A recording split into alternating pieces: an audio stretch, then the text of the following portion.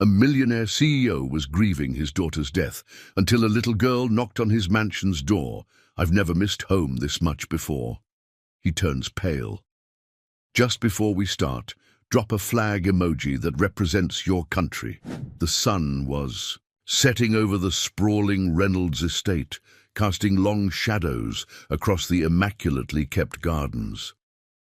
Inside his mahogany-paneled office, Garrett Reynolds stared absently at financial reports that no longer seemed to matter. 2 weeks had passed since he'd buried his daughter, but the world around him still felt unreal, as if he were moving through a thick fog. The silence in the mansion was deafening. His staff had been given time off, all except Mrs. Peterson, the housekeeper who insisted on staying to keep things running. Even William, his loyal butler of 15 years, had been persuaded to visit his sister in Vermont. Garrett preferred it this way. The emptiness matched his heart. The sudden chime of the doorbell startled him. Garrett glanced at his watch. 7:43 p.m. Who would come unannounced at this hour? With a sigh, he pushed himself away from his desk. Without William present, he'd have to answer it himself. The grand foyer echoed with his footsteps as he approached the massive oak door. When he pulled it open, the evening breeze carried in the scent of approaching rain, and standing there, barely reaching his waist, was a little girl. She couldn't have been more than 7 years old, with untamed golden curls and large, expressive eyes that stared up at him. In her arms, she clutched a worn stuffed rabbit, its fabric thin from years of loving. "Never felt so homesick before," she said simply, her voice small but clear in the evening air. Garrett's world tilted. The floor beneath him seemed to shift, and he had to grip the doorframe to steady himself. Those eyes, that face, the particular way her nose crinkled when she spoke. It was impossible, completely impossible. She was the mirror image of Charlotte. "Are you okay, mister?" the little girl asked, taking a half step back, suddenly uncertain. Garrett struggled to find his voice. Who are you? Where are your parents?" "I'm Ellie," she replied, hugging her stuffed rabbit tighter. "I don't know where they are. I'm hungry. Can I come in?" A million questions raced through Garrett's mind. How had she gotten past the security gate? Where had she come from? And most importantly, how could she look so exactly like his daughter that it made his heart physically ache? "I shouldn't be talking to strangers," Ellie continued, filling his shocked silence. "But you don't feel like a stranger. Does that make sense?" It didn't. None of this made sense. But Garrett found himself stepping aside, allowing this ghost-like apparition into his home. "Are you hungry, Ellie?" he managed to ask. His voice barely above a whisper, she nodded, following him with the confident steps of someone who belonged there. And as thunder rumbled in the distance, Garrett Reynolds, billionaire CEO, grieving father, closed the door on the approaching storm, unaware that his life had just changed forever. Mrs. Peterson's eyes widened when she spotted Ellie sitting at the kitchen island, swinging her legs as she devoured a sandwich. The housekeeper's gaze darted to Garrett, a silent question hanging between them. "Mrs. Peterson, this is Ellie. She'll be staying with us tonight," Garrett said, his voice steadier than he felt. "Would you mind preparing the blue guest room?" The older woman hesitated, studying the child's face. "Of course, Mr. Reynolds," she finally replied, her voice carefully controlled. "Though perhaps the blue room isn't the best choice. It gets rather drafty." Garrett understood her meaning. The blue room was adjacent to Charlotte's bedroom, a room he hadn't been able to enter since the funeral. While Mrs. Peterson busied herself upstairs, Garrett sat across from Ellie, watching her eat. Each gesture, each mannerism was hauntingly familiar. The way she cut her sandwich into triangles before eating, how she wrinkled her nose slightly when taking a bite. These weren't just similarities, they were exact replications of Charlotte's behaviors. "Where did you come from, Ellie?" he asked gently. "From the Millers," she said between bites. They weren't very nice. Your adoptive parents? When she nodded, he continued, And how did you get here to this house? Ellie shrugged. I just knew where to go. A chill ran down Garrett's spine. Should we call the police? They could help find your family. Please don't, she whispered, suddenly looking terrified. They'll just send me back, or worse. Later that night, as rain lashed against the windows, Garrett sat in his study with a glass of whiskey, lost in memories. 5 years ago, everything had been perfect. Rebecca's laughter filling their home, Charlotte taking her first steps across. This very room, his company thriving beyond his wildest dreams. Then came the arguments with Rebecca. Her increasing paranoia about Charlotte's safety, the therapy sessions that didn't seem to help, and finally, 2 weeks ago, the call that shattered his world, a car accident on Lakeside Drive. Charlotte gone instantly, Rebecca inconsolable, leaving for her sister's home in Europe, unable to remain in a house filled with memories. A soft knock interrupted his thoughts. Mr. Reynolds? Mrs. Peterson stood in the doorway. The child, she refused to sleep in the guest room. I found her in Charlotte's bed. Her voice broke slightly. Should I move her? Garrett closed his eyes, feeling the weight of grief press down on him again. No, he finally said, let her sleep where she's comfortable. Later, he found himself standing outside Charlotte's room, the door slightly ajar. Inside, Ellie slept peacefully, curled around her stuffed rabbit, bathed in moonlight, filtering through the curtains Charlotte had picked herself. Who are you? He whispered to the sleeping child who wore his daughter's face. What am I supposed to do with you? As if sensing his presence, Ellie stirred slightly, murmuring in her sleep. I'm home now. Tomorrow, he told himself. Tomorrow he would call the authorities and do the right thing. But tonight, just for tonight, he would allow himself this impossible comfort, the illusion that death had somehow given back what it had taken. Morning sunlight streamed through the bay windows of the dining room as Garrett watched Ellie meticulously arrange her pancakes, chocolate chips forming a smiley face, just as Charlotte had always done. He hadn't instructed Mrs. Peterson to prepare them this way. Somehow she had known. Did you sleep well? Garrett asked, attempting to maintain some semblance of normalcy. The stars on the ceiling glow really bright, Ellie replied, drizzling maple syrup in a spiral pattern. I counted all 37 of them. Garrett nearly choked on his coffee. The glow-in-the-dark constellation on Charlotte's ceiling had been their special project. Exactly 37 stars arranged to match the Big Dipper and surrounding stars as seen from their summer cabin in Maine.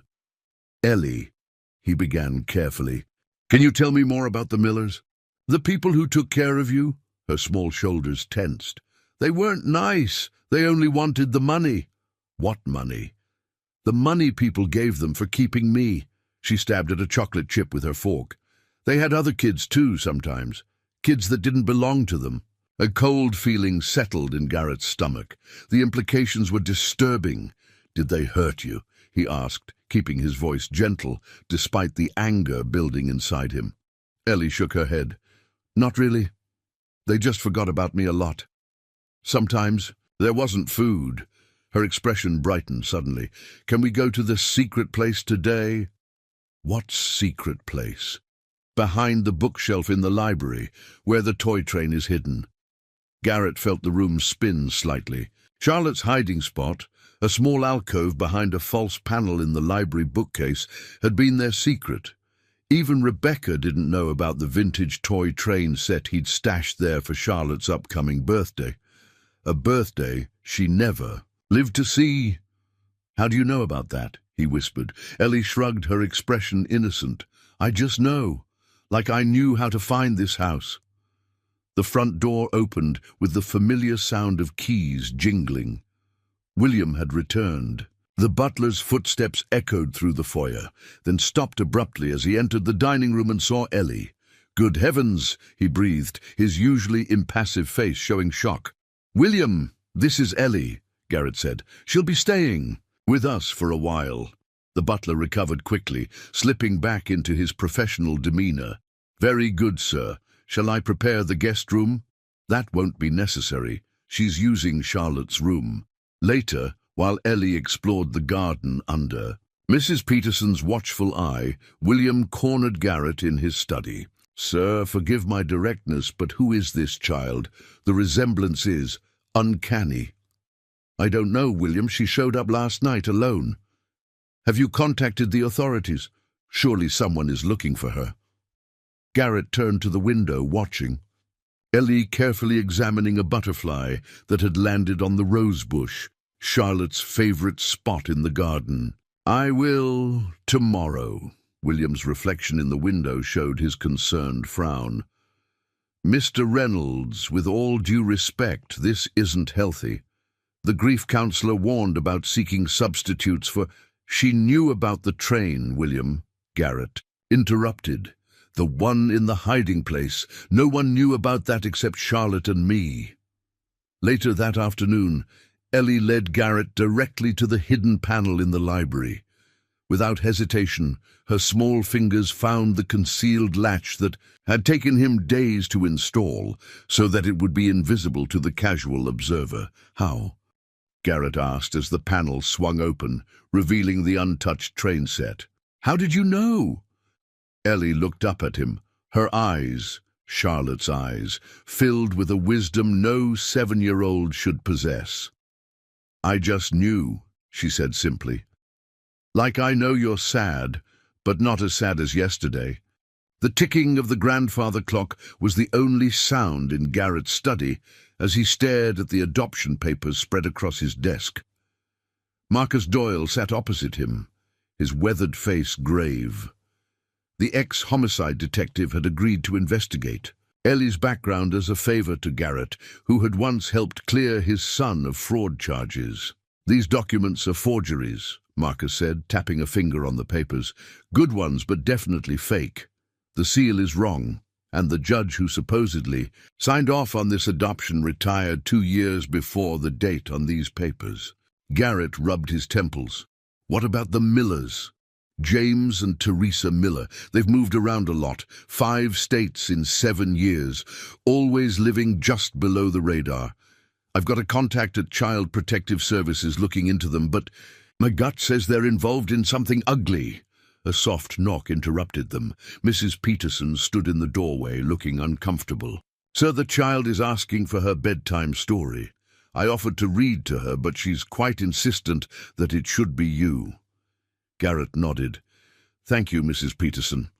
I'll be right there. Turning back to Marcus, he added, Keep digging. I need to know where she came from. In Charlotte's bedroom, Ellie sat cross-legged on the bed, already in pajamas that Mrs. Peterson had purchased that afternoon.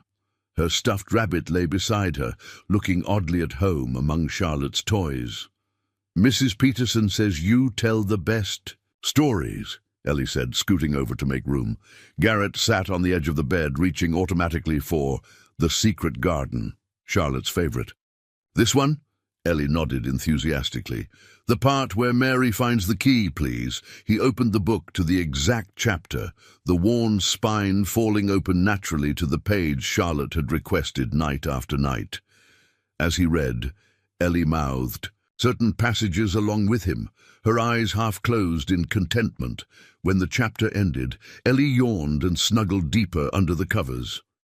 Can you sing the song now? What song?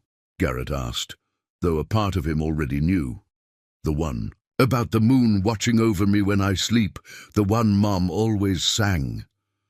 Garrett's throat tightened. Rebecca had composed that lullaby herself for Charlotte, with lyrics about moonbeams and guardian stars. No one else knew it, not even Mrs. Peterson or William. How do you know about that song, Ellie? Her eyelids were growing heavy. My mom used to sing it to me in my dreams. When I was scared at the Millers, I could hear her singing it. After Ellie had fallen asleep, Garrett returned to his study where Marcus was examining photographs. Found these in her backpack, Marcus said, passing a small envelope to Garrett. Baby pictures mostly. The photos were worn and creased, Ellie as an infant, as a toddler. In one image, a hospital bracelet was partially visible around her tiny wrist. Garrett squinted at the blurry ID code. Can we enhance this? Already sent. It to my tech guy. Should hear back tomorrow. Marcus gathered his notes. There's one more thing. The Millers didn't just have Ellie. According to my CPS contact, at least 7 children have passed through their home in the last decade, all with questionable paperwork. Human trafficking? Possibly, or something even more targeted. Marcus hesitated. Garrett, I have to ask, when did you and Rebecca learn that Charlotte had died? 2 weeks ago. The police came to the door around midnight. There had been an accident. His voice faltered. Why? Because according to my preliminary timeline, Ellie left the Millers 3 days after Charlotte's accident. Almost as if. Marcus trailed off. As if what? As if she somehow knew she needed to find you. That night, Garrett couldn't sleep. He kept returning to Ellie's room, watching her breathe, studying her face in the moonlight. The resemblance wasn't just physical. It was in her mannerisms, her preferences, her knowledge of things only Charlotte should know. Tomorrow, he promised himself again. Tomorrow, he would call the authorities. But as dawn approached, Garrett knew he was lying to himself. Something inexplicable was happening, and until he understood what it was, Ellie would remain under his protection. Garrett was reviewing quarterly projections on his tablet when he heard the crash from upstairs, followed by Mrs. Peterson's alarmed call. "Mr. Reynolds, come quickly!" He took the stairs, 2 at a time, heart pounding. In the hallway outside Charlotte's room, he found Mrs. Peterson kneeling beside Ellie, who lay crumpled on the floor. Her face was flushed, golden curls plastered to her forehead. With sweat, she was fine 1 minute, then just collapsed, Mrs. Peterson explained, her voice trembling. "She's burning with fever." Garrett gathered Ellie into his arms, alarmed at the heat radiating from her small body. "Call Dr. Bennett," he instructed. "Tell him it's an emergency." 20 minutes later, Dr. Bennett, who had been the Reynolds family, physician for over a decade, was examining Ellie in Charlotte's bed. His face remained professionally neutral, but Garrett didn't miss the momentary shock when he'd first seen the child. 4-2, Dr. Bennett announced, reading the thermometer. "Quite high. How long has she been ill?" "She was fine at breakfast," Garrett replied, anxiety tightening his chest. This came on suddenly. Dr. Bennett frowned, listening to Ellie's lungs with his stethoscope. "Her breathing is slightly labored. Could be a severe viral infection or early pneumonia." He glanced up at Garrett. "She should really be in a hospital, Garrett." "No hospitals," Garrett said firmly. "Whatever she needs, we'll handle it here." The doctor's eyebrows rose, but he continued his examination. "I'm going to need to check for rashes. Could you help me turn her?" As they gently rolled Ellie onto her side, the collar of her pajama top slipped, revealing her shoulder. Dr. Bennett froze, staring at a small star-shaped birthmark. "Is that—" He didn't finish the question, but his eyes met Garrett's. "Yes," Garrett confirmed quietly. "Identical to Charlotte's." Dr. Bennett's professional composure faltered. He had delivered Charlotte, had been her doctor since birth. He knew the significance of what he was seeing. "Garrett," he said carefully, "I don't want to overstep, but I have to ask, who is this child?" "Her name is Ellie. She showed up at my door 3 nights ago." Garrett ran a hand through his hair. "I know how it looks, James. I know what you're thinking, that grief has made me see similarities that aren't there. But it's more than that. She knows things only Charlotte could know. Dr. Bennett prepared an injection of antibiotics. Childhood leukemia can present with sudden high fevers," he said, seemingly changing the subject. "When Charlotte was 4, we tested her because of recurring infections, remember?" Garrett nodded, the memory still painful. 3 days of waiting for results, worst days of my life, until the accident. The relief when those tests came back negative was palpable, but during those tests we collected comprehensive genetic data. Dr. Bennett administered the injection with practiced ease. I still have those samples, Garrett, if you wanted to compare. Their eyes met in silent understanding. Do it, Garrett whispered. Later that evening, Ellie's fever began to break. She drifted in and out of consciousness, occasionally mumbling words that made no sense. Garrett remained by her bedside, sponging her forehead with cool water, the way he had done when Charlotte had been ill. His phone vibrated with an incoming text from Marcus. Found something. The Millers were arrested 6 months ago in Arizona. Charges include child endangerment and trafficking. Several children have been recovered, but records are inconsistent. Continuing to investigate. Garrett stared at the message, a cold dread settling in his stomach. What kind of people had Ellie been living with, and how many other children had suffered at their hands? Ellie stirred, her eyes fluttering open. For a moment they were unfocused. Then they found Garrett's face. "Daddy," she whispered, before slipping back into sleep. Garrett sat perfectly still, the word echoing in his mind. Not Mr. or Mr. Reynolds, but Daddy, spoken with such natural familiarity that it broke something open inside him. "I'm here," he whispered back, though she couldn't hear him. "I'm right here." The morning sun streamed through Charlotte's bedroom curtains, casting patterns across the carpet where Garrett and Ellie sat hunched over a chessboard. 3 days had passed since her fever broke, and her recovery had been remarkably swift, resilient, Dr. Bennett had called her, though his eyes had held questions he didn't voice. "The horsey can move like this, right?" Ellie asked, making an L-shaped motion with her finger. "That's right. The knight moves in an L pattern," Garrett confirmed, watching her study the board with the same intense concentration Charlotte had always shown. Ellie picked up the knight, hesitated for a moment, then placed it precisely 3 squares forward and 1 to the left, Charlotte's favorite opening move. "Like that?" Garrett's breath caught. "Yes, exactly like that." He cleared his throat. "Where did you learn to play chess?" Ellie shrugged. "I don't know. I just remember the pieces moving like this."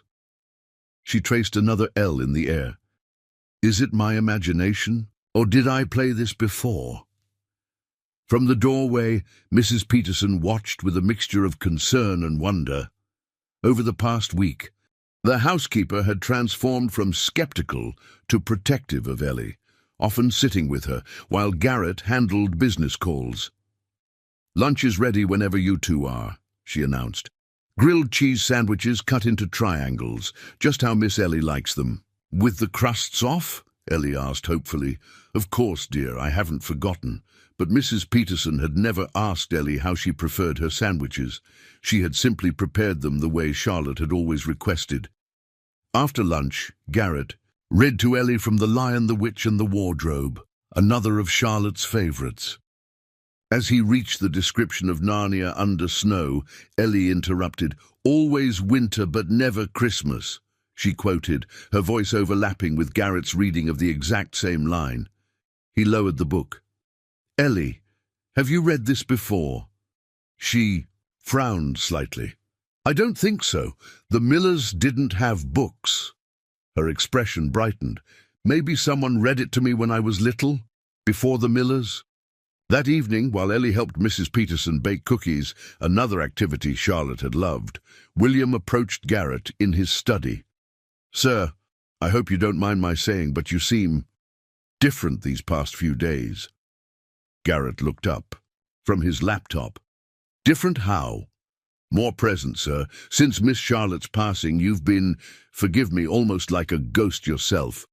But now—" William gestured vaguely. "It's good to see you engaged again." Garrett hadn't realized how noticeable his depression had been, nor how quickly Ellie had begun to lift it. The constant crushing weight of grief still pressed upon him, but it was now punctuated by moments of genuine joy, like watching Ellie discover the koi pond or teaching her how to play the piano. "She's not a replacement, William," Garrett said, softly addressing the unspoken concern. "I know that." "Of course not, sir." William hesitated. "May I ask what you intend to do about her situation?" The question hung in the air, unanswered, as Ellie's laughter echoed from the kitchen. Later that night, after tucking Ellie in, Garrett found her sitting up in bed, a troubled expression on her face. "What's wrong?" he asked, sitting beside her. "I had a dream last night," she said quietly, "about a girl who looks just like me. She was calling my name, telling me to come home, but I couldn't reach her. There was a glass wall between us." Her eyes met Garrett's. She looked sad, like she was lost. "Is that weird?" Garrett carefully controlled his expression. "Dreams can be strange sometimes. She called me her sister," Ellie continued, "and she said we were both waiting to come home." She clutched her stuffed rabbit tighter. "Do you think dreams can be real sometimes?" Garrett smoothed her hair gently. "I think," he said carefully, "that there are some things in this world we don't fully understand."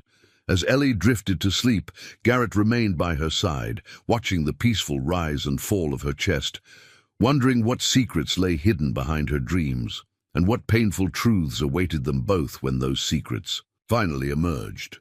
Rain lashed against the windows of Garrett's study as Marcus spread documents across the desk. Outside, thunder rumbled, a perfect backdrop to the storm brewing within the room itself. The hospital where Charlotte was born had an internal investigation 7 years ago, Marcus explained, pointing to a heavily redacted report. "It was never made public, but my contact in hospital administration finally came through with details." Garrett leaned forward. "What kind of investigation?" "Possible baby switching." Marcus's tone was grave. "There were concerns about procedures in the maternity ward around the time Charlotte was born. The hospital conducted a quiet review, reached out to potentially affected families. We were never contacted," Garrett said, frowning. "According to this, Rebecca was approached, privately, without your knowledge." Marcus slid another document forward. "She declined further investigation, insisted that Charlotte was definitely your biological child." Garrett sat back, stunned. "Rebecca never mentioned this. Why would she hide it from me?" "There's more. The doctor who delivered Charlotte, Dr. Lawrence, was dismissed from the hospital 6 months after the internal review. Officially for professional negligence, but my source suggests it was connected to several irregularities in the maternity ward." Marcus passed him a photograph of a middle-aged man with steel-rimmed glasses and a clinical smile. "Dr. Alan Lawrence, board-certified, impeccable credentials, worked at 3 prestigious hospitals. After his dismissal, he dropped off the radar. Last known location was a private clinic in South America." Garrett stared at the face of the man who had delivered his daughter, and perhaps held answers to questions he hadn't known to ask. "What does this have to do with Ellie?" he finally asked. "I'm still putting pieces together, but—" Marcus was interrupted by a soft knock. Ellie stood in the doorway, clutching her rabbit. "I found something," she said, her voice small. "Something that feels important." She approached Garrett's desk, carefully avoiding the scattered papers, and placed a worn, leather-bound book before him. It was under the floorboard in the window seat. Garrett recognized it immediately. Rebecca's journal. She'd kept one for years, though he had always respected her privacy by never reading it. He hadn't even known where she kept it. "How did—" "You'd know it was there, Ellie," she shrugged. "I just knew, like I know other things." After Ellie had been escorted back to her room by Mrs. Peterson, Garrett carefully opened the journal, turning to entries from 7 years ago when Charlotte was born. April 15th. 2 heartbeats. "I heard them clearly before they gave me the sedative. Why won't anyone acknowledge what I heard?" G thinks I'm being paranoid, but a mother knows. June 3rd. Dr. L finally admitted something might have happened. Not twins, he says, but irregularities during delivery. What does that mean? He suggested private testing, but warned it could open Pandora's box. I'm terrified of what we might find. August 12th. Made my decision. One healthy child is a blessing. Pursuing this will only bring pain. The angels must be protected, even if it means one remains hidden. Some sacrifices are necessary. G must never know my doubts. Garrett's hands trembled as he closed the journal. Angels, he whispered. She referred to Charlotte as her little angel from the day she was born. Marcus leaned forward. Garrett, I don't want to jump to conclusions, but a crash from upstairs interrupted him. They rushed to find Ellie in Rebecca's dressing room, standing amidst scattered jewelry. At her feet lay an ornate music box, its lid open, a tinkling melody filling the air. I'm sorry, Ellie said quickly. I was looking for the other half. Other half of what? Garrett asked gently. The music box. This one only plays half the song. Her fingers traced the inlaid pattern on the lid. There's another one that plays the rest. Garrett shook his head. This was Rebecca's grandmother's. It's one of a kind. No, Ellie insisted. There's another one. The song isn't complete without it. She hummed the familiar melody, then continued with a section Garrett had never heard, a perfect continuation of the tune. Later, after Ellie was asleep, Garrett and Marcus sat in stunned silence. DNA results should be back tomorrow, Marcus finally said, but I think we both know what they'll show. Twins, Garrett whispered. Charlotte had a twin sister that we never knew about. The question is, Marcus replied, how did one twin end up with the Millers, and why was her existence kept secret from you? As if in answer, Garrett's phone chimed with a message from Rebecca. Coming home tomorrow. We need to talk. The crunch of tires on gravel announced Rebecca's arrival. Garrett stood in the foyer, a tumult of emotions churning within him, anger, confusion, hope, betrayal. Through the leaded glass panels flanking the front door, he watched as his wife emerged from the taxi, her once vibrant presence now subdued. 2 weeks in Europe had done little to ease the grief etched into her face. William opened the door, his professional demeanor betraying nothing of the household's turmoil. Welcome home, Mrs. Reynolds. Rebecca stepped inside, her eyes immediately finding Garrett's. For a moment, they stood in silence, the weight of unspoken accusations and secrets pressing down between them. Where is she? Rebecca asked quietly. Garrett stiffened. How did you know? Your text said we needed to talk. I assumed it was about. She hesitated. About Charlotte. But your face tells me there's something else. Her gaze sharpened. What's happened, Garrett? Before he could answer, the patter of small feet on the marble floor drew their attention. Ellie appeared at the top of the grand staircase, still in her pajamas despite the late morning hour. She froze when she saw Rebecca, her small hand gripping the banister. Rebecca swayed slightly, her face draining of color. William stepped forward instinctively, ready to catch her if she fainted. My God! She whispered, her voice barely audible. Ellie descended the stairs slowly, her eyes never leaving Rebecca's face. When she reached the bottom, she stood before them, unusually solemn. You're the woman from my dreams, Ellie said simply. Rebecca's hand flew to her mouth, stifling what might have been a sob. Without another word, she turned and rushed toward the sitting room. Garrett nodded to Mrs. Peterson, who had appeared in the hallway, silently asking her to look after Ellie. He found Rebecca standing by the window, arms wrapped tightly around herself as if holding something in or keeping something out. How could you? She demanded, her back still to him. How could you bring a child that looks like her into our home? Do you have any idea how cruel that is? Rebecca, Garrett said carefully, I didn't seek her out. She appeared at our door, and there's more to this than I don't want to hear. It Rebecca spun to face him, tears streaming down her cheeks. "Our daughter is gone, Garrett. Finding a look-alike won't bring her back." "She's not just a look-alike." Garrett's voice was low, controlled. "She knows things, Rebecca. Things only Charlotte would know. She found your journal hidden under the floorboard. She knows the lullaby you wrote. She recognized your music box and can hum the second half of its melody, a melody I've never heard." Rebecca paled further. That's not possible. Doctor, Bennett ran a DNA test. We're still waiting for results, but he found the same star-shaped birthmark on her shoulder. The exact same mark Charlotte had. Coincidence? Rebecca whispered, but her voice lacked conviction. Marcus discovered there was an investigation at the hospital when Charlotte was born. Something about irregularities in the maternity ward. Garrett took a step closer. "You were contacted about it, but you kept it from me." "Why?" Rebecca's composure crumbled. She sank onto the sofa, her shoulders shaking. "You don't understand. You can't possibly understand." "Then help me understand," Garrett pleaded. "Because right now, all evidence points to Charlotte having a twin sister that you somehow knew about but never told me."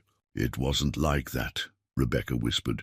Their conversation was interrupted by Marcus, who appeared at the doorway with a file in hand. "DNA results," he said grimly. "And there's something else. Rebecca has been making calls to Brookhaven Psychiatric Center for months, including 3 calls the week before Charlotte's accident." Rebecca's head snapped up, her eyes wide with alarm. "You've been investigating me." "I've been investigating Ellie's origins," Marcus corrected. "Your name kept appearing in places I didn't expect." Garrett took the file, scanning the results with a racing heart. The clinical language couldn't obscure the stunning conclusion. 99.9% probability of identical genetic markers between Ellie's sample and Charlotte's archived medical records. "She's Charlotte's identical twin," Garrett said, his voice hollow with shock. "Our daughter, our other daughter." He looked up at Rebecca, whose face had gone eerily calm. "Did you know? All this time, did you know we had twins?" Rebecca stood, smoothing her skirt with trembling hands. "I want that child out of this house by tonight. Call social services. Call whoever you need to, but she cannot stay here." "Rebecca, I won't discuss this further. Not now." She headed for the door, then paused. "The funeral nearly destroyed me, Garrett. I won't survive losing her twice." As Rebecca disappeared up the stairs, Garrett and Marcus exchanged troubled glances. "She's hiding something," Marcus said quietly. "Something big." "Find out what it is," Garrett replied, his gaze following his wife's retreat. "Whatever it takes." Evening shadows lengthened across Garrett's study as he faced Rebecca across his desk. After hours of tense silence throughout the house, she had finally agreed to talk. Her hands were clasped tightly in her lap, knuckles white with tension. "Start from the beginning," Garrett said, keeping his voice level despite the storm of emotions within. "No more secrets." Rebecca drew a shaky breath. "I was so excited when we found out I was pregnant. Remember how we painted the nursery together? Yellow because we didn't want to know if it was a boy or girl." Garrett nodded, the memory bittersweet. "The delivery was complicated." Rebecca's gaze grew distant. "There were more staff than normal. Dr. Lawrence seemed tense. I was in so much pain. But before they gave me the sedative, I heard one of the nurses say something about 2 heartbeats. She looked up, meeting Garrett's eyes. "When I woke up, you were there, holding Charlotte. You looked so happy. But I kept asking about the second heartbeat, and everyone, the doctors, the nurses, they all denied it. Said I must have been confused from the medication." "Why didn't you tell me?" Garrett asked softly. "I did. Don't you remember? You said the same thing they did, that it was just the drugs or my imagination." Hurt flashed in her eyes. "After a while, I started to believe it myself, but I couldn't shake this feeling, this emptiness. So you investigated on your own? Rebecca nodded. For years, I hired private investigators. I researched cases of hospital negligence. Eventually, I traced a nurse who had been present during the delivery. She agreed to meet me, but she was frightened, said people were watching her. Did you meet her? I tried. The day before our appointment, she died in a car accident.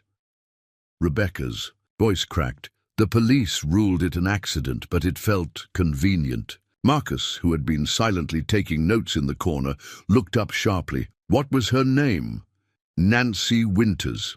She worked in maternity for 20 years before suddenly resigning a month after Charlotte's birth. Marcus made a note. I'll look into it, Rebecca continued. After that, the hospital approached me about irregularities in their maternity ward. They wanted to conduct DNA tests, but by then I was terrified. What if there had been another baby, our baby, and something had happened to her? What if she hadn't survived? I couldn't bear the thought, and I didn't want you to suffer that knowledge too. Tears spilled down her cheeks. So I declined the investigation. I told myself that Charlotte was healthy and perfect, and that should be enough. I tried to move on, but you couldn't, Garrett said, realization dawning. That's why you became so overprotective of Charlotte, why you were always anxious, always checking on her. Rebecca nodded miserably. The thought that I might have lost a child, or worse, that a child of mine might be out there somewhere alone, it haunted me. The therapists called it obsessive anxiety, prescribed medication, and the calls to Brookhaven Psychiatric Center. Rebecca stiffened. I had a breakdown after finding Dr. Lawrence's name on a list of consulting physicians there. It seemed too coincidental. My therapist recommended I speak with a specialist at Brookhaven. Did you ever meet with Dr. Lawrence again? No.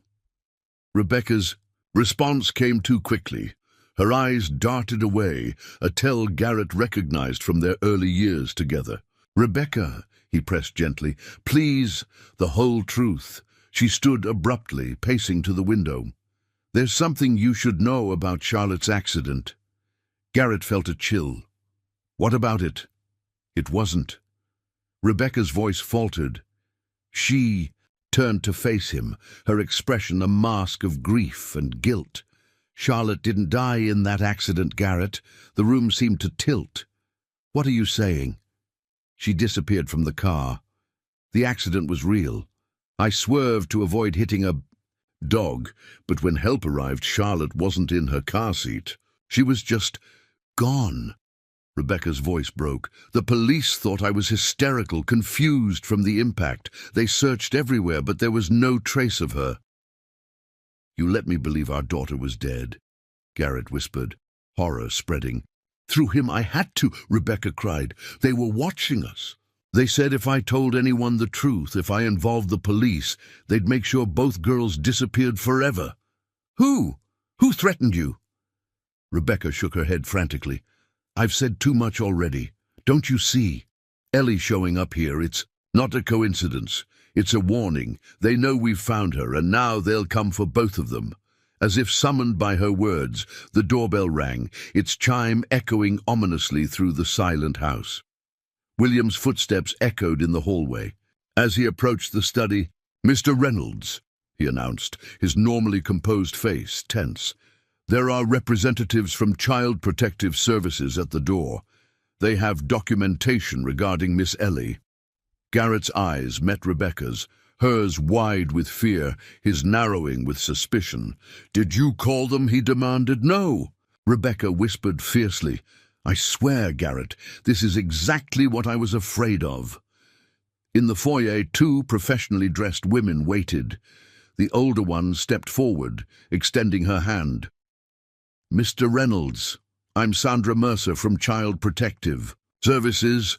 This is my colleague, Dana Willis. We're here regarding a child we believe is in your custody, Eleanor Miller. Garrett shook her hand automatically, mind racing. May I ask what this is about?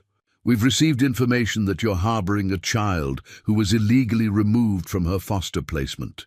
She handed him a document. This is a temporary custody order. We're authorized to return Eleanor to state care until her case can be properly reviewed. There must be some mistake, Garrett said, scanning the paperwork. Ellie came to us on her own. Her previous guardians were arrested for child trafficking. Ms. Mercer's expression remained professionally neutral. That case is still under investigation. Mr. Reynolds, meanwhile, you have no legal right to keep this child. Where is she? From the top of the stairs came Mrs. Peterson's voice, tight with concern. Mr. Reynolds? Miss Ellie is asking what's happening. All eyes turned upward, where Ellie stood beside the housekeeper, clutching her stuffed rabbit. Her eyes widened at the sight of the visitors, immediate understanding crossing her face with an awareness no 7-year-old should possess. Please, she whispered loud enough for everyone to hear, don't let them take me. What followed was a blur of bureaucratic inevitability. Despite Garrett's protests, his promises to seek emergency foster certification, his offers to have his lawyers review the paperwork, the outcome was predetermined. Without legal custody, he had no grounds to keep Ellie. I'll get her things, Mrs. Peterson said, her voice breaking. Just her rabbit, Ms. Willis replied. State-provided clothing will be issued at the temporary housing facility. Rebecca remained, eerily quiet throughout, standing apart, arms wrapped protectively around herself. When Garrett caught her eye, silently pleading for support, she looked away. As Ellie was led toward the door, Garrett knelt before her. Listen to me, he said urgently, hands on her small shoulders. This is temporary. I'm going to fight for you. I promise I will find a way to bring you home. I know, Ellie whispered, with that strange certainty that defined her. Then, her voice rising with sudden panic as Miss Mercer took her hand, Don't let them take me again! The word again hung in the air like a thunderclap. As they led her out, Ellie clutched her rabbit tighter, and something slipped from its worn seam, a small, tarnished locket. It fell to the marble floor with a tiny clink that somehow echoed louder than all the adult voices combined. Rebecca gasped, stepping forward instinctively. That's... Garrett retrieved the locket, its familiar weight in his palm bringing a rush of recognition. He'd given it to Rebecca on their first anniversary, a heart-shaped pendant containing a tiny photo of them on their wedding day. Years later, Rebecca had placed a picture of newborn Charlotte inside, replacing their wedding photo. She'd worn it constantly until the chain broke 3 years ago.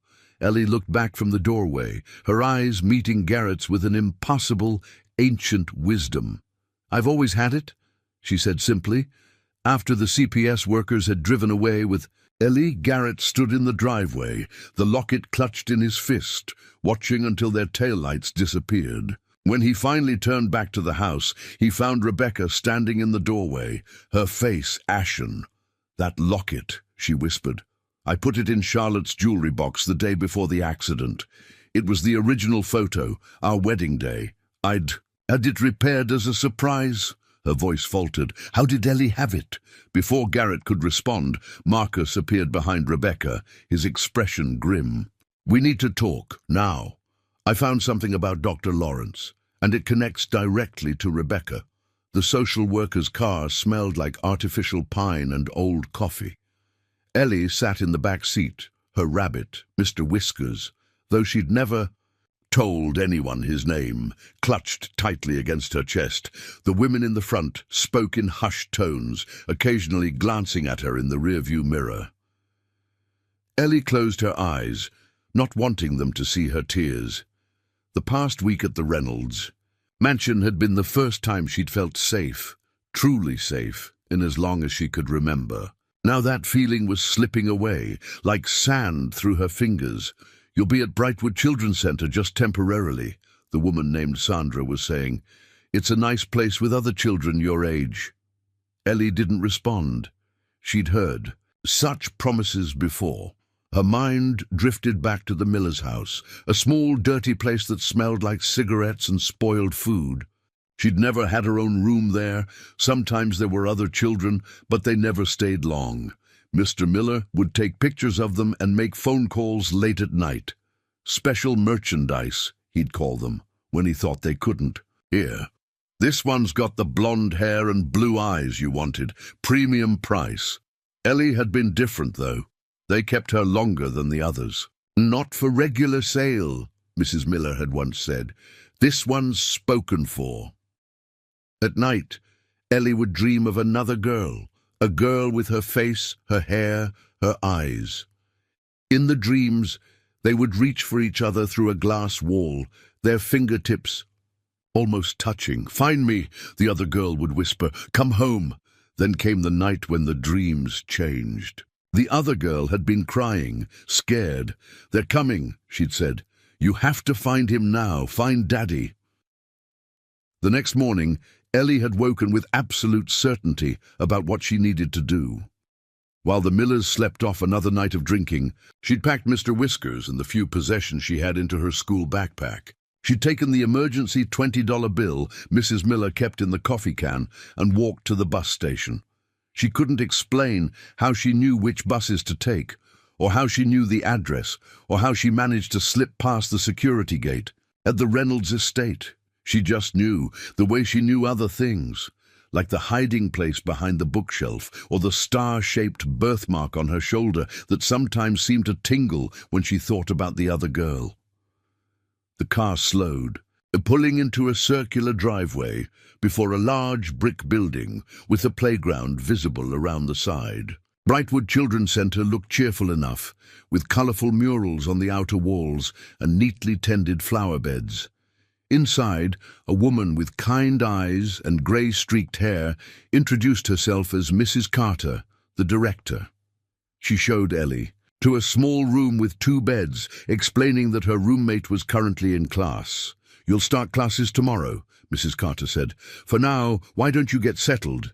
Dinner is at 6. Left alone, Ellie carefully placed Mr. Whiskers on the bed, making sure his stuffing wasn't spilling out from the seam where the locket had been hidden. That locket had been her secret treasure for as long as she could remember. She didn't know how she'd gotten it.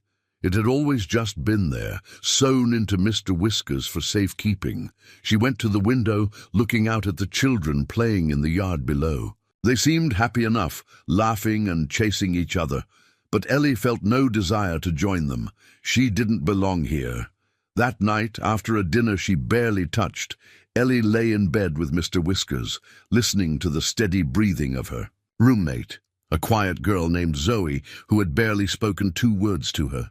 "I'll find my way back," Ellie whispered to Mr. Whiskers. "He promised he'd come for me, and I believe him." She closed her eyes, hoping to dream of the other girl again.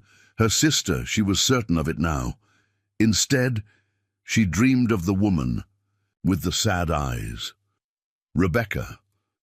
In the dream, Rebecca was younger, holding 2 babies, her face streaked with tears as a man in a white coat took one of the infants away. "It's for the best," the man in the white coat said. "One healthy child is better than 2 at risk." Ellie woke with the first light of dawn, her pillow damp with tears. She went to the small desk in the corner of the room and found a piece of paper and crayons. Carefully, she began to draw. 2 identical girls on either side of a glass wall, their palms pressed against it. Behind one of the girls stood a tall man with kind eyes, Garrett. Behind the other stood a shadowy figure, and watching from a distance was a blonde woman, her face a mask of conflicted emotions. When Mrs. Carter came to bring her to breakfast, she found Ellie still working on her drawing, adding careful details with an intensity unusual for a child her age. "That's lovely, Ellie," Mrs. Carter said. "Who are the people in your picture?" Ellie looked up, her blue eyes solemn. "My family," she answered simply. "The one I'm going back to." Rain pelted the windows of Garrett's study as Marcus spread photographs across the desk. The room was dim, lit only by a single lamp that cast long shadows across their grim faces. Rebecca sat opposite them, her posture rigid, eyes red-rimmed from hours of confrontation. "These are surveillance photos from Brookhaven Psychiatric Center," Marcus explained, pointing to a series of images. "Taken 3 months ago. That's you, Rebecca, meeting with Dr. Lawrence in the garden courtyard." The photos clearly showed Rebecca seated on a bench beside the grey-haired doctor Garrett had seen in previous photographs. Their postures suggested an intense conversation. "You said you never met with him," Garrett said quietly. "That was a lie." Rebecca's hands trembled as she reached for the photos. "You don't understand. I had to meet him. He was the only one who knew the truth." "Which is what exactly?" Garrett's patience was wearing thin. "Our daughter is out there in state custody while you drip-feed me half-truths." "Enough, Rebecca, all of it, now." Rebecca took a shuddering breath. "After Charlotte's disappearance, I received an anonymous call. The voice said they had both our daughters, and if I went to the police, they'd disappear forever." She looked up, meeting Garrett's gaze directly. "I was instructed to report Charlotte as dead in the accident, to prevent any investigation." "Why would you agree to that?" Garrett demanded. "Because they sent me this." Rebecca reached into her purse, withdrawing a small envelope. Inside was a photograph of Charlotte, clearly taken after the alleged accident, holding a current newspaper. "Proof of life," they called it. "They said as long as I cooperated, both girls would remain safe." Garrett stared at the image of his daughter, his heart contracting painfully. Both girls! They claimed they had Ellie too, though they never sent proof. Rebecca's voice broke. "I didn't even know her name until you told me." Marcus leaned forward. "And Dr. Lawrence? What's his role in this?" Rebecca's expression hardened. "He orchestrated everything. The pregnancies at Riverside Memorial during that period were part of a study he was conducting, unofficially, without hospital approval. Something about genetic predisposition in identical twins. When I began investigating, I found other families with similar stories. Twins separated at birth, one child given to the parents, the other supposedly stillborn or lost during delivery. In complications, he was stealing babies," Garrett whispered, horror dawning. "For what, research?" "And profit," Marcus added grimly. "I found financial records showing payments from a company called Gemini Futures to Dr. Lawrence, millions over a 7-year period. The company was registered to a shell corporation that dissolved 3 years ago." Garrett's mind raced. "The private detective you hired years ago, the one who tracked down the nurse. What else did he find?" "Names," Rebecca said. 5 families who gave birth at Riverside during Dr. Lawrence's tenure, all with similar experiences, complications during delivery, rumors of twins, one child unaccounted for. The detective was building a case, gathering evidence. Then he disappeared." Her voice dropped to a whisper. 3 days later, Charlotte had her accident. Marcus pushed another document across the desk. "I found this in Dr. Lawrence's personal files. It's a research protocol for something called the Gemini Initiative. Twins separated at birth, raised in controlled environments to test nature versus nurture theories. One twin placed with the biological family, the other with participant. Families selected to create specific environmental conditions. The Millers," Garrett said, pieces falling into place. "They were part of this experiment, creating a deprived environment to contrast with Charlotte's privileged upbringing." "Not just that," Marcus said grimly. "According to this, the twins were monitored for signs of paranormal connectivity, shared dreams, intuitive knowledge of each other's experiences, emotional synchronicity." Rebecca nodded, a tear sliding down her cheek. "Charlotte started having dreams about her mirror friend when she was 4. I thought it was an imaginary friend, but she knew things she couldn't possibly know, details about places she'd never been, experiences she'd never had. The same way Ellie knew about the hiding place, the locket, the music box, Garrett whispered. Marcus gathered the documents with a determined expression. I've contacted Judge Harmon. He's reviewing our evidence for an emergency custody hearing. In for Ellie, but more importantly, he's issuing search warrants for Brookhaven and Dr. Lawrence's private residence. Charlotte, Garrett said, standing suddenly. If what Rebecca says is true, if she's alive, then where is she now? Rebecca looked up, her eyes reflecting a desperate hope. Dr. Lawrence has a property in the mountains, a research retreat. He called it. That's where the photo of Charlotte was taken. I recognized the stone fireplace in the background. Do you know where this property is? Marcus asked sharply. Rebecca nodded. Lake Evergreen, about 3 hours north of here. Garrett was already reaching for his coat. Call Judge Harmon back. Tell him we need those warrants now. And contact the state police. We'll need their help. As they prepared to leave, Rebecca caught Garrett's arm. There's something else you should know. Her voice was barely audible. According to Dr. Lawrence's research notes, the connection between the twins strengthens with proximity.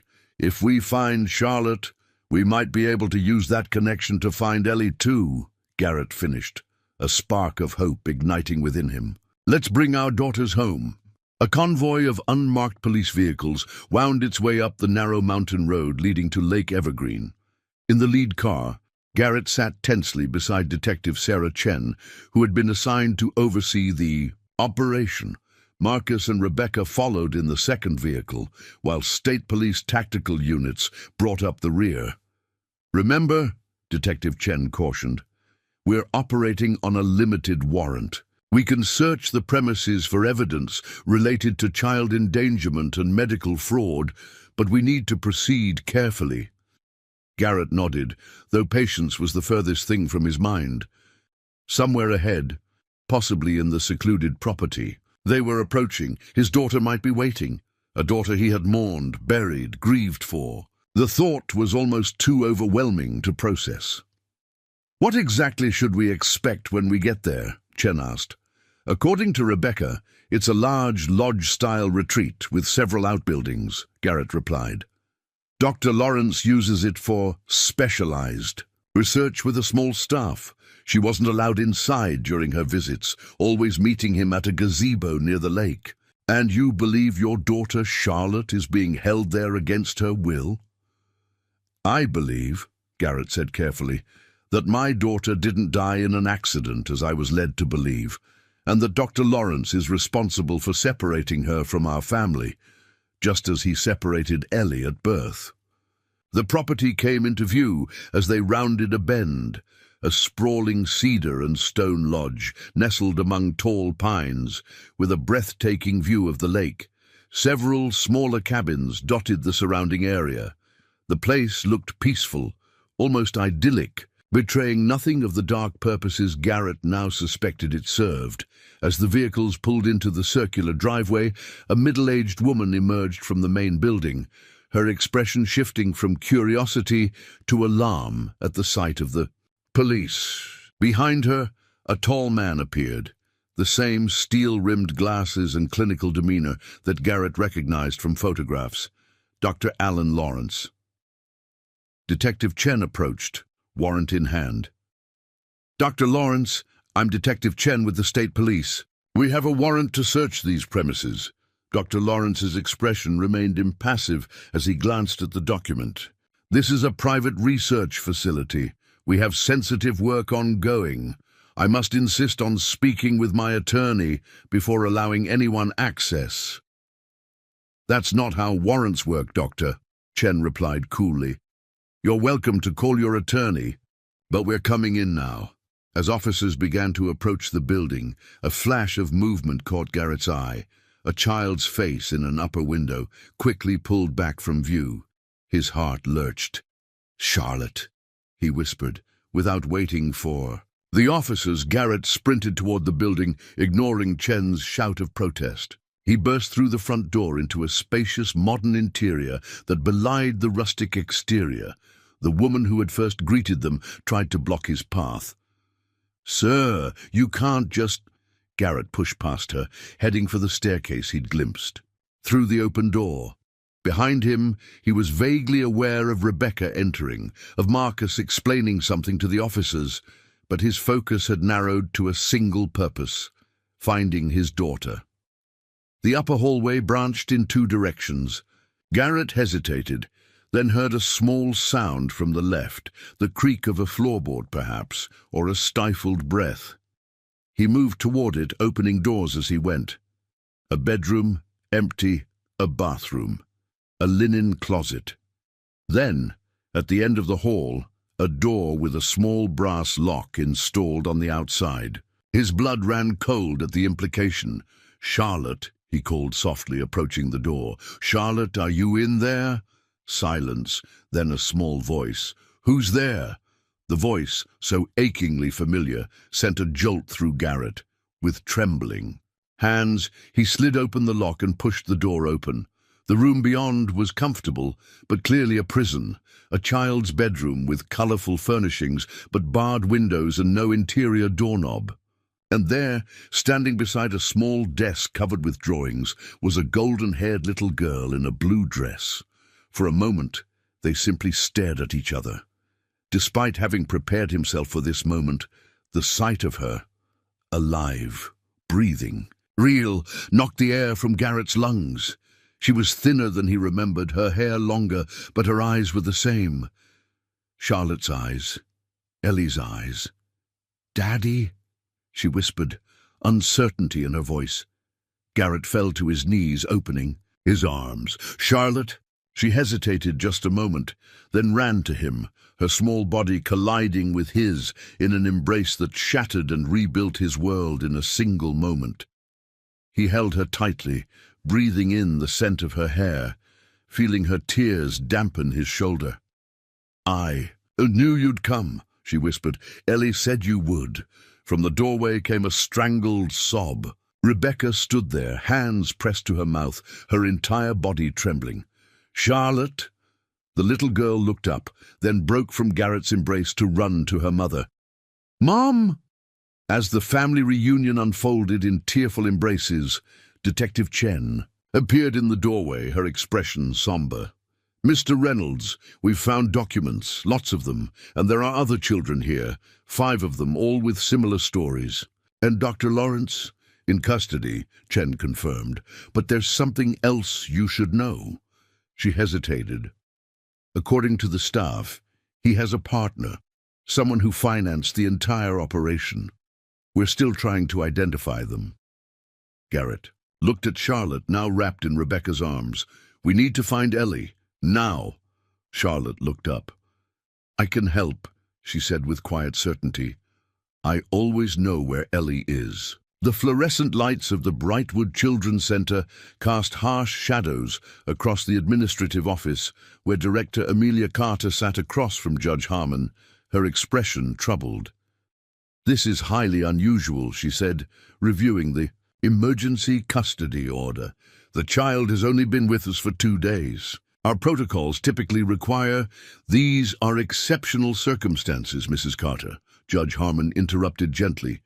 "The evidence presented to the court is compelling enough to warrant immediate action." In the hallway outside, Garrett waited, with Rebecca and Charlotte, the latter clutching her father's hand with a mix of excitement and trepidation. After being examined by medical professionals and interviewed by child psychologists, Charlotte had been temporarily released into her parents' custody, pending further investigation. A miracle of legal maneuvering orchestrated by Marcus and the Reynolds legal team. "Will she remember me?" Charlotte whispered, looking up at Garrett. "It's been so long since we talked in our dreams." "She'll remember," Garrett assured her, though his own heart raced with uncertainty. The bond between the twins remained a mystery to him, something beyond his understanding, yet undeniably real. The office door opened and Mrs. Carter emerged. "We're bringing Ellie down now," she said. "I should warn you that she's been quite withdrawn since arriving here. Don't be discouraged if her reaction is subdued. They were led to a small meeting room furnished with comfortable chairs and cheerful paintings. Charlotte immediately went to the window, peering out at the playground below. "This is where I saw her playing yesterday," she said with certainty, though she had been miles away at the time. She was sitting on that swing, all alone. Footsteps in the hallway drew their attention. The door opened and a social worker entered, leading Ellie by the hand. The little girl's eyes widened as she took in the room's occupants, her gaze moving from Garrett to Rebecca before landing on Charlotte. For a breathless moment, the twins stared at each other, mirror images separated by mere feet instead of miles, seeing in person what they had only glimpsed in dreams and visions. "You're real," Ellie whispered, her voice filled with wonder. Charlotte stepped forward hesitantly. "I told you I'd wait for you." Something passed between them, an unspoken understanding, a recognition beyond words. Then, as if choreographed, they ran to each other, colliding in a fierce embrace that seemed to release years of separation and longing. Garrett and Rebecca watched, transfixed, as the twins held each other, whispering rapid exchanges that no one else could hear. There was no awkwardness, no hesitation, only the profound reunification of something that should never have been divided. "They're sharing memories," Rebecca murmured, tears streaming down her face. "Look at them." Indeed, the girls were speaking in half-sentences, picking up each other's thoughts midstream, laughing at private jokes, completing each other's gestures. It was as if they had never been apart. When they finally separated, Charlotte turned to her parents. "Ellie knows things," she said urgently, "about Dr. Lawrence, about the others." Ellie nodded solemnly. "There are more of us, more twins. Some of them are still hidden." Judge Harmon, who had been observing quietly from the doorway, stepped forward. "Ellie, would you be willing to tell us what you know? It could help other children like you and Charlotte." Over the next hour, Ellie shared details that left the adults stunned, names, locations, the structure of Dr. Lawrence's operation. She described how the Millers had been paid to create a controlled environment of deprivation, to contrast with Charlotte's privileged upbringing, how they reported regularly to researchers who monitored both twins' development. "The bad doctor said we were special," Ellie explained, "that our connection was stronger than the other twins. He wanted to study us longer, but then Charlotte found out too much, and they had to take her away." "Found out what?" Garrett asked gently. "About me," Ellie said simply. "She saw a file on Dr. Lawrence's desk when she went for her checkup. It had my picture in it. That's when she started looking for me in her dreams on purpose. And that's when they decided to separate you." She looked at Rebecca. "They made you choose." Rebecca paled. "Choose." "Between telling the truth and keeping us safe," Ellie explained with a child's direct simplicity. "They said if you told anyone about the twins, bad things would happen." By evening, the legal wheels were turning at unprecedented speed. Judge Harmon issued a temporary custody order placing Ellie with the Reynolds family, while state prosecutors began building cases against not only Dr. Lawrence, but the network of collaborators Ellie had identified. As they left Brightwood, the twins walked hand in hand, occasionally exchanging glances that contained entire conversations. In the car, they sat pressed against each other as if afraid that any separation, even of inches, might become permanent. "Are we really going home?" Ellie asked, her voice small but hopeful. "All of us together?" "Yes," Garrett promised, meeting her eyes in the rearview mirror. "We're all going home." As the car pulled away, Rebecca glanced back at the facility. "It's not over," she said quietly, so only Garrett could hear. "Dr. Lawrence has powerful friends, people who invested millions in his research." "Let them come," Garrett replied, watching the twins whisper and giggle in the back seat. "This time, we'll be ready." Golden afternoon light bathed the gardens of the Reynolds estate, where white chairs were arranged in neat rows and fragrant spring flowers adorned every surface. 1 year had passed since the twins had been reunited. A year of healing, adjustment, and legal battles that had finally culminated in today's celebration.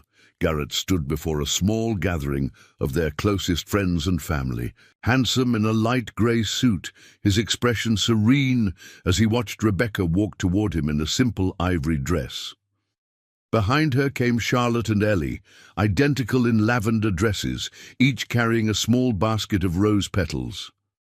The twins moved, in perfect synchrony, their steps matching without conscious effort. As Rebecca reached him, Garrett took her hands in his. The officiant smiled warmly at the assembled guests.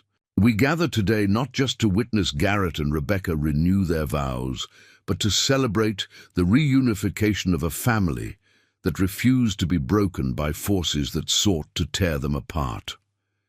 The ceremony was brief but profound, a recommitment, not just between husband and wife, but to the extraordinary family they had nearly lost.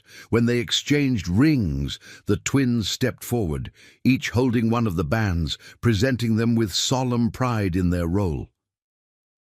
Afterward, as guests mingled on the terrace, the twins slipped away to their favorite spot by the koi pond. They sat side by side on the stone bench, their reflections rippling in the water below. "Do you still have the dreams?" Charlotte asked, absently braiding a small section of her sister's hair, a habit they'd developed over the past year. Ellie nodded. "Sometimes, but they're different now, not sad anymore." "Mine too," Charlotte agreed. "I think it's because we don't need them the way we used to. We have each other for real now." From the terrace, Garrett watched his daughters, still marveling at the bond between them. Dr. Bennett had called it twin telepathy amplified by shared genetics and trauma, but such clinical terms failed to capture the profound connection the girls shared. Rebecca joined him, following his gaze. "They're incredible, aren't they?" "Beyond words," Garrett agreed, slipping an arm around her waist. The past year had transformed Rebecca too, the haunted look in her eyes replaced by a hard-won peace. The guilt she had carried for so long had finally begun to fade as she accepted that she too had been a victim of Dr. Lawrence's manipulation. The legal proceedings were still ongoing. Dr. Lawrence awaited trial on multiple charges, while his financial backers, a shadowy group of wealthy individuals obsessed with the paranormal potential of identical twins, were being investigated for conspiracy and kidnapping. 3 other sets of twins had been reunited with their families, while investigations continued into several more cases. "Are you ready?" Garrett asked softly. Rebecca nodded. "They need this. We all do." Later that afternoon, the family drove to Oakwood Cemetery, where a small headstone marked the spot of Charlotte's supposed burial. They stood together before it, the twins holding hands between their parents. "We thought we might remove it," Garrett explained to the girls. "But your mother had a different idea." Rebecca knelt beside the headstone. "Instead of a marker for something we lost, we thought it could become a memorial for what we found, and for all the children still waiting to come home." The groundskeeper arrived with a new stone to replace the old one. Carved into its surface were the words, "For the lost who are found and those still searching, may all journeys lead to home." That evening, as Garrett tucked the twins into their beds, side by side in the expanded bedroom that had once been Charlotte's alone, Ellie looked up at him with her solemn blue eyes. "Even when it was bad at the Millers," she said quietly, "I always felt like someone loved me, even when I was alone. I never felt completely alone." "You were never alone," Charlotte confirmed from her bed. "I was always with you. I just didn't know how to find you. But you did find me," Ellie said, "through our dreams." "And Daddy found us both," Charlotte added, smiling at Garrett. As he kissed them goodnight and turned out the light, Garrett paused in the doorway, watching as the glow-in-the-dark stars on the ceiling began to shine, now numbering 74, one constellation for each twin. "Daddy?" Charlotte called softly. "We're going to be okay now, aren't we?" "Yes," Garrett promised. "We're going to be more than okay." As he closed the door, he could hear them whispering to each other, secret twin conversations that would continue until they fell asleep. In their dreams now, they no longer reached across impossible distances. Instead, they explored new worlds together, their connection no longer a lifeline of survival, but a bond of shared joy. Downstairs, Rebecca waited for him on the terrace, gazing up at the real stars emerging in the twilight sky. "They're asleep?" she asked as he joined her. Almost, still talking, Rebecca smiled. "They have a lifetime of conversations to catch up on." Garrett took her hand, feeling the weight of their new wedding bands, symbols of a love that had weathered the unimaginable and emerged stronger. "So do we," he said softly. And as night fell gently around the Reynolds estate, the house that had once echoed with grief now hummed with the quiet miracle of a family made whole again.